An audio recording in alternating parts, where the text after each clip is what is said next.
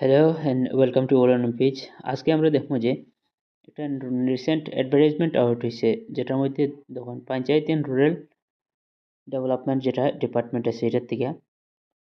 তো এখানেও অনেক পোস্ট আছে, আপনার গিয়ে অ্যাপ্লাই করুন। অ্যাপ্লাই করলে নির্দিষ্ট ওয়েবসাইট দেওয়া আছে, দেখুন ruralassam.gov.in।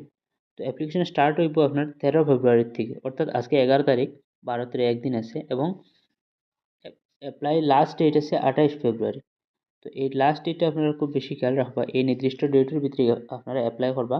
এবং কোন জায়গা থেকে অ্যাপ্লাই করতে বলে এই যে ওয়েবসাইট দেওয়া আছে https://ruralasam.gov.in। তো এই জিনিসগুলো ইম্পর্টেন্ট, এখানের মধ্যে আপনারা দেরি করবা না।